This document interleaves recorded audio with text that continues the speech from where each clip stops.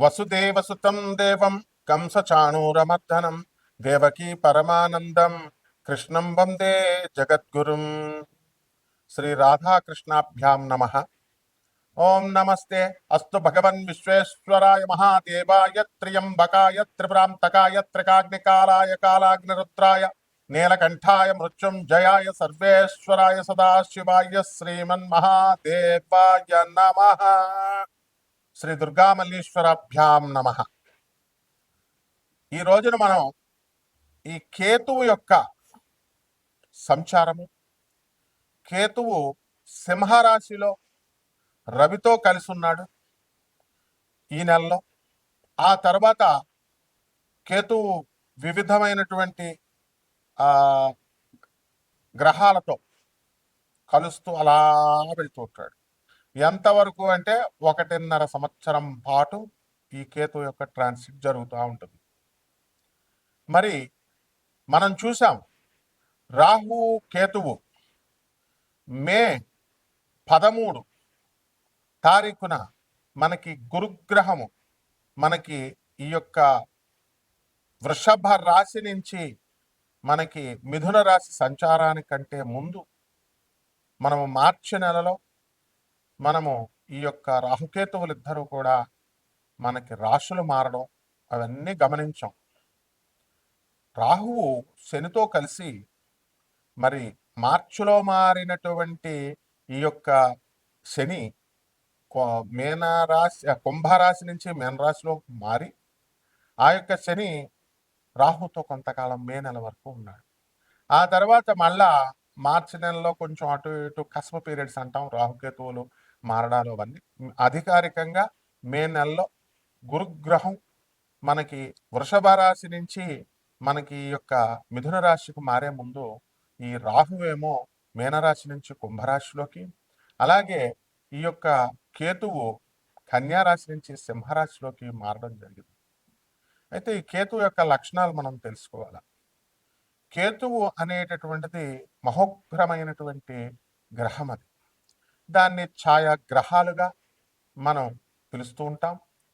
అయితే ఇంగ్లీష్లో మనము ఈ కేతుగ్రహాలు దేనికి సంబంధించినటువంటిది రిలేట్ అయి ఉంటుంది, దగ్గరగా ఉంటుంది అంటే నెప్ట్యూన్కి దగ్గరగా ఉంటుంది, రాహు యురానస్కి దగ్గరగా ఉంటుంది. తమిళనాడులో మనము నెప్ట్యూను, యురానస్, ప్లూటోలను కూడా మనం తీసుకొని మనము జ్యోతిష విశ్లేషణ అనేటటువంటిది చేస్తూ ఉంటాం.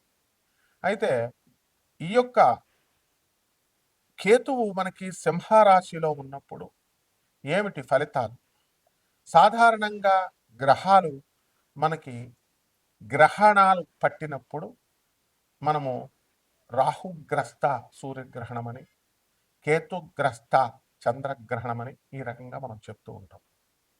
కాబట్టి గ్రహణాలు పట్టేటప్పుడు రాహుకేతువులకు ఉన్నటువంటి ప్రాధాన్యత ఇక ఏ గ్రహాలకి లేవు అని చెప్పాలి.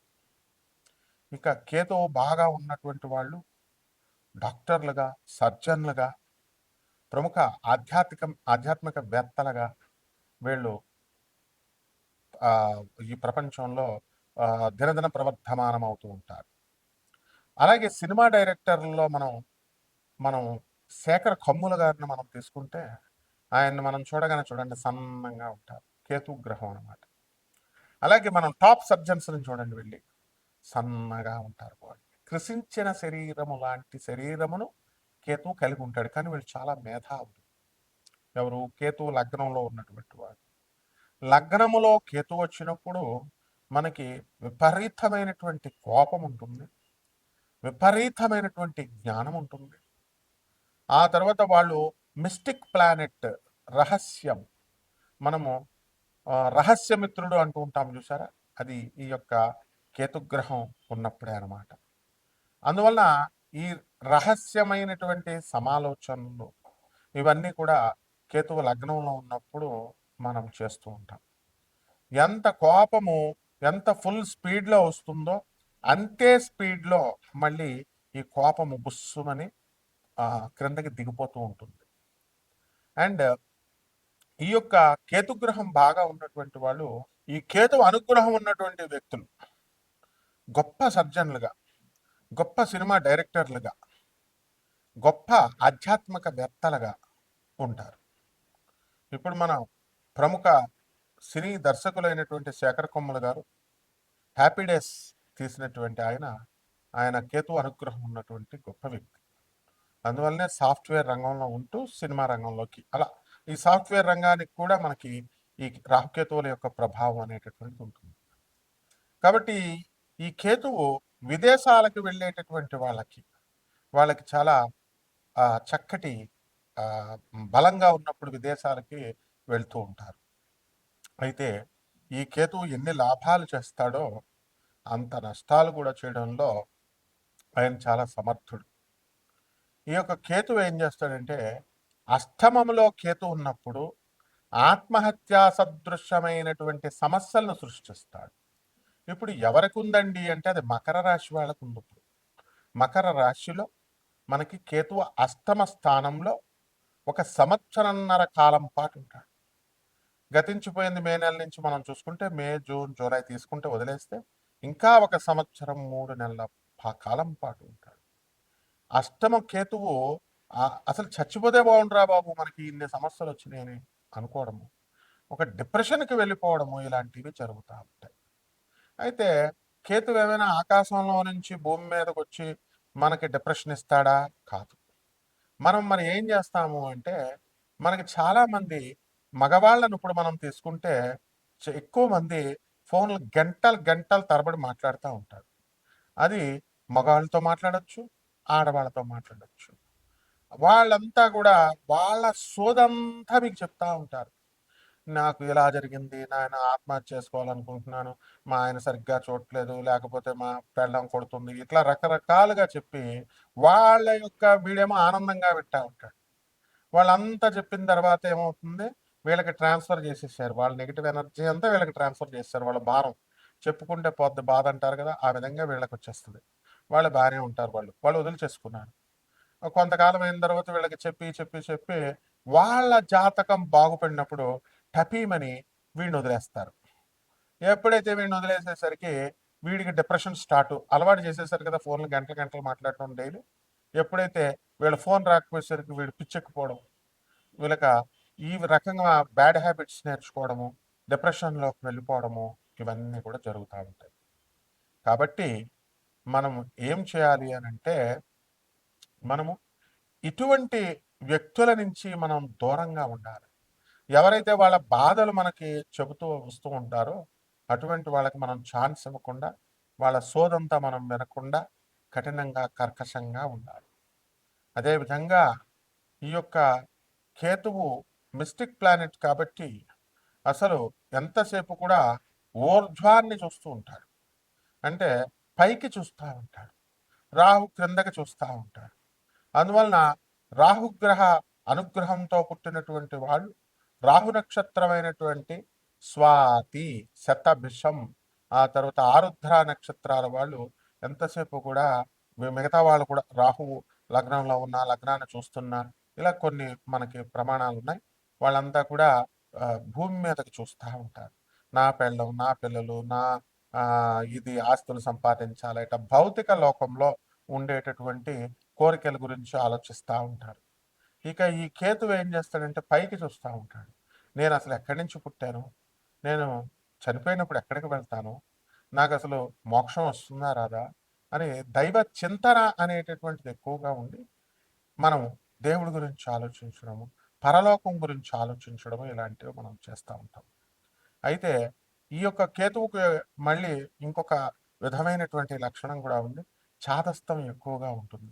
అంటే చాలామంది మనుషుల్ని మనం కనుక చూసుకున్నట్లయితే మనము ఈ చాదస్తం బాగా ఎక్కువైపోయి వాళ్ళు చెప్పిందే చెప్పడం, అడిగిందే అడగడం, ఇలా రకంగా ఇటువంటి మనుషులు మనకి తారసపడతా ఉంటారు. ఇదంతా కేతు బ్యాడ్గా ఉన్నప్పుడు, కేతువు వాళ్ళకి అనుకూలమైనటువంటి పరిస్థితుల్లో లేనప్పుడు జరిగేటటువంటి పరిణామాలు. కాబట్టి ఈ యొక్క కేతువు, రాహుకేతువులు మనకి ఏమైపోయారండి, మన అందరికీ తెలిసిందే. ఈ రాహుకేతువులు ఇద్దరు కలిసి ఒకటే రాక్షసుడు. అతడు ఏం చేస్తాడంటే మరి శ్రీ మహావిష్ణువుని నమ్మకుండా అతను ఈ అమృతాన్ని దొంగతనంగా తాగాలి అనేటటువంటి ఉద్దేశంతో దేవతల రూపంలోకొచ్చి మాయ చేసి విష్ణుమూర్తినే మాయ చేస్తాడు. ఈ రాహుకేతువులు ఇద్దరు కలిసి ఒకటే సింగిల్ బాడీగా ఉన్నప్పుడు మాయ చేసి ఆ అమృతాన్ని జగన్మోహిని రూపంలో ఉన్నటువంటి శ్రీ మహావిష్ణువు దేవతలకు పంచి ఆ తర్వాత రాక్షసులు పంచుతాను అని చెప్పి ఆమె జగన్మోహిని పంచుతూ ఉంటే రాక్షసాంతకుడైనటువంటి శ్రీ మహావిష్ణువు ఎట్టి పరిస్థితుల్లో కూడా అతడు పంచడు అని చెప్పేసి మనకు రాదు ఆ వాట అని చెప్పి మనకి అతను ఒక దేవతా రూపాన్ని ధరించి ఆ లైన్లో కూర్చుంటాడు. కూర్చున్న తర్వాత విష్ణుమూర్తి వేసేస్తాడు అమృతం. ఆ అమృతం తాగేస్తాడు. అయితే సూర్యచంద్రులు ఇద్దరు కూడా శ్రీ మహావిష్ణువుకి ఇలా సైగ చేయగానే శ్రీ మహావిష్ణువు జాగ్రత్త పడి వెంటనే ఆ అమృతం తాగేసినటువంటి రాహుకి చక్రం విసిరేస్తాడు. విసిరేస్తే సుదర్శన చక్రం తల తెగిపోతుంది. మరి ఆ ఊర్ధ్వం తల ఆకాశంలో ఉంటుంది, కేతువు మండం. తల ఎప్పుడొచ్చి మళ్ళీ ముండానికి అతుక్కుంటుందా అని చెప్పి ఇలా క్రిందగా చూస్తా ఉంటది అనమాట, పైకి చూస్తా ఉంటది కేతు. అలాగే ఆ యొక్క రాహు ఏం చేస్తాడంటే ఆ రాహు క్రిందగా చూస్తా ఉంటాడు, నేను వెళ్ళి ఎప్పుడు ఎత్తుక్కోవాలా శరీరానికి. కాబట్టి అందువలన ఈ యొక్క కేతువు పైకి చూస్తూ ఉంటాడు. అయితే ఈ కేతువు యొక్క దశమహావిద్యలలో కేతువుని మనకి అధిష్టాన దేవత ధూమావతి. ఆ ధూమావతి అమ్మవారి యొక్క సాధన చేసిన, ఆ ధూమావతి మంత్రాన్ని మనం పఠించిన, ఇవన్నీ కూడా మనకి ఈ యొక్క కేతుగ్రహము మనకి అనుకూలమవుతూ ఉంటుంది. కాబట్టి చిన్నమస్తాకి సంబంధించినటువంటి ఆ రాహు యొక్క సాధన, ఈ యొక్క కేతువు మరి ధూమావతి అమ్మవారి యొక్క సాధన చేయడం ద్వారా మనకి ఈ కేతువుని సప్రెస్ చేయొచ్చు. ఇప్పుడు ఏ గ్రహంతో అయితే మరి ఈ యొక్క కేతువు కలుస్తాడో అటువంటి ఫలితాలను మనకి ఆ కేతువు అందిస్తూ ఉంటాడు. కాబట్టి రాహుకేతువులకి సపరేట్గా ఇళ్ళు లేవు. ఏ ఇంట్లో ఉంటే ఆ ఇంట్లో ఆ యొక్క ఫలితాన్ని ఇస్తాడు. కాబట్టి కేతువు ఇచ్చేటటువంటి అమూల్యమైనటువంటి ఈ యొక్క దశల్ని కానీ ఫలితాలని కానీ ఏ మానవుడు కూడా అంచనా వేయలేడు. అదేవిధంగా కేతు మనకి పరిపాలించేది కేతు మహాదశా కాలం 7 సంవత్సరాలు అయినప్పటికీ కూడా ఈ కేతు మహాదశా కాలంలో భక్తి, ఆ తర్వాత ఈ యొక్క ఆధ్యాత్మిక వైరాగ్యము, ఇవన్నీ కూడా ఉంటూ ఆధ్యాత్మిక సాధనలో మంత్రతంత్ర శాస్త్రాలన్నీ కూడా మనకి వశమైపోతాయి.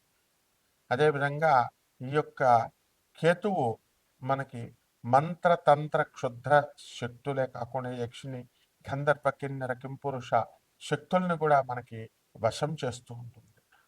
అదేవిధంగా ఈ యొక్క కేతువు రవి గ్రహంతో మనకి కలిసినప్పుడు ఈ మన యొక్క ఇళ్లల్లో ఈ యొక్క పితృదోషము ఉంది మన వంశంలో అనేటటువంటిది సూచిస్తుంది. కాబట్టి ఈ పితృదోషాలని అన్నిటిని కూడా ఆ యొక్క కేతుగ్రహం అనేటటువంటిది మీకు ఎలా నివారించుకోవాలి అనేటటువంటి జ్ఞానాన్ని మీకు ఇస్తూ ఉంటుంది. కాబట్టి ఈ కేతుగ్రహం అనుగ్రహంలో కేతుగ్రహానికి మఖా నక్షత్రము, ఆ తర్వాత అశ్విని నక్షత్రము, ఆ తర్వాత కేతువుకి చక్కగా ఈ మహాదశల్లో మంచి ఉన్నతమైనటువంటి రూపాన్ని ఇస్తుంది మూలా నక్షత్రము. ఈ మూడు కూడా కేతువుకు సంబంధించినటువంటి నక్షత్రాలు కాబట్టి బహుసుందరమైనటువంటి రూపాన్ని ఈ యొక్క నక్షత్రం వాళ్ళు కలిగి ఉంటారు. అయితే ఈ కేతువు ఏం చేస్తాడు, మూలా నక్షత్రం వాళ్ళని తీసుకున్నప్పుడు వాళ్ళకి ఫలితం ఏమిటంటే ఈ కేతువు ఏ రాశిలో ఉంటే ఆ ఫలితాన్ని ఇవ్వడము, లేకపోతే ఏ గ్రహంతో కలిస్తే ఆ గ్రహానికి సంబంధించినటువంటి ఫలితాలను ఆ గ్రహంలా ఫలితాలను ఇవ్వడం చేస్తుంది. కాబట్టి చెడ్డవాళ్లతో కలిస్తే మనకి కేతువు గ్రహము చెడ్డవాళ్ళు ఆకర్షితులవుతూ ఉంటారు. అందువల్ల ఈ కేతుగ్రహ మూలా నక్షత్రం వాళ్ళకి మనం చూసుకుంటే వాళ్ళు స్వతహాగా చాలా మంచివాళ్ళు, కానీ చెడ్డవాళ్ళు ఆటోమేటిక్గా ఆకర్షితులయ్యి వీళ్ళ దగ్గరికి వచ్చేసి వీళ్ళతో స్నేహం చేయడం జరుగుతుంది. ఆ విధంగా మంచివాళ్ళు అనేటువంటి వాళ్ళు వీళ్ళకి దూరంగా వెళ్తారు. అయితే వీళ్ళు మంచి వాళ్ళని ఆకర్షించుకొని చెడ్డవాళ్ళని వదిలేయాలి. ఈ నక్షత్రానికి అశ్విని నక్షత్రం అనేటటువంటిది ఈ కేతు గ్రహానికి వచ్చింది కాబట్టి డాక్టర్స్గా, సర్జన్స్గా మనకి ఈ కేతు గ్రహం అనేటటువంటిది ఉంటుంది. కేవలము కేతుగ్రహము కృషించినటువంటి శరీరమనే కాకుండా మామూలుగా పుష్టిగా కూడా ఉండొచ్చు. ఇప్పుడు నాకు కూడా లగ్నంలో కేతు ఉన్నాడు. నేను కూడా మరి చిన్నప్పుడు చాలా లావుగా మంచి బొద్దుగా ఉండేవాడిని. ఆ తర్వాత మధ్యలో ఎండిపోయిన నక్కలాగా అయిపోయాం. ఆ తర్వాత మళ్ళీ గురుమహాదశలు ఇలాంటి దశలొచ్చినప్పుడు లావుగా అవుతూ ఉంటాం. ఇవన్నీ కామన్ అనమాట.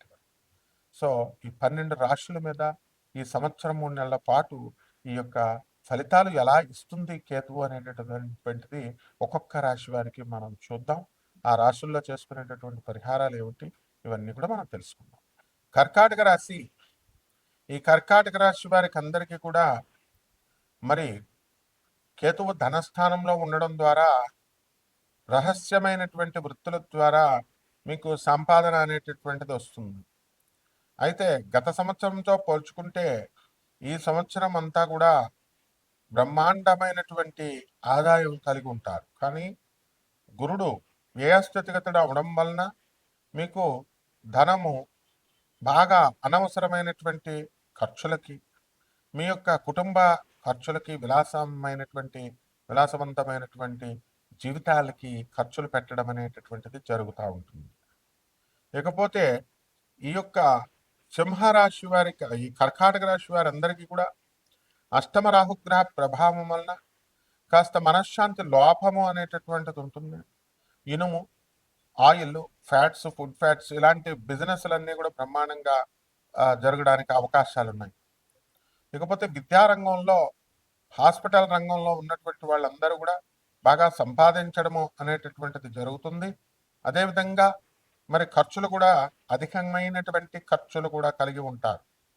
ఇక అక్టోబర్ 18 నుంచి డిసెంబర్ 15వ తేదీ వరకు కూడా, డిసెంబర్ 5వ తేదీ వరకు కూడా మీకు ఆరోగ్యానికి సంబంధించి స్వీట్లు తినడము ఇలాంటివి తగ్గించాలి. డయాబెటీస్ వ్యాధులు రావడానికి అవకాశాలు ఉంటాయి. అలాగే ప్రస్తుతం ఎవరికైతే ఉబ్బస వ్యాధులు ఇలాంటివి ఉన్నాయో అటువంటివన్నీ కూడా మనకి కాస్త కంట్రోల్లో మనము పెట్టుకోవడం మెడికేషన్ ద్వారా సాధ్యమవుతూ ఉంటుంది. ఇకపోతే ఈ యొక్క రాశి వారికి అందరికీ కూడా మనకి కొత్త కొత్త పరిచయాలు అనేటటువంటివి ఏర్పడతాయి.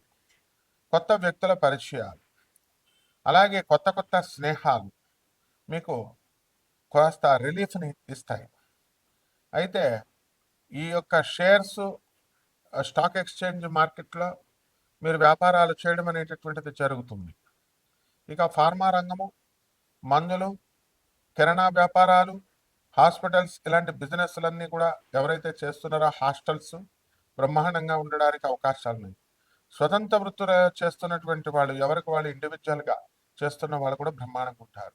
ఇక పరిహారాల దగ్గరికి వచ్చేసరికి మీరు చక్కగా రాహు జపం చేసుకోండి, రాహు స్తోత్రాలు చదవండి, రాహు కిలోంపావు మినుముల్ని ఆవుపేడ రంగు ఉన్నటువంటి వస్త్రాల నుంచి పెద బ్రహ్మలకి శనివారం నాడు 8 గంటలకి దానం చేసుకోండి. అలాగే దశమహావిద్యల్లో ఒకటైనటువంటి చిన్నమస్తా అమ్మవారి యొక్క సాధనను మీరు మంత్రజపం అనుష్ఠానం చేసుకోవాలి. ఈ నాన్ ప్రాఫిటబుల్ వ్యవస్థతో మేము చేస్తున్నాం కాబట్టి నాన్ ప్రాఫిటబుల్ బేసిస్తో మీరు జాతకాలు కావాలనుకునేటటువంటి వాళ్ళు మన యుఎస్ఏ నెంబర్, స్క్రోల్ అవుతున్నటువంటి యుఎస్ఏ నెంబర్కి కానీ ఇండియా నెంబర్కి కానీ మీరు కాల్ చేసి మనల్ని సంప్రదించవచ్చు. శుభమస్తు.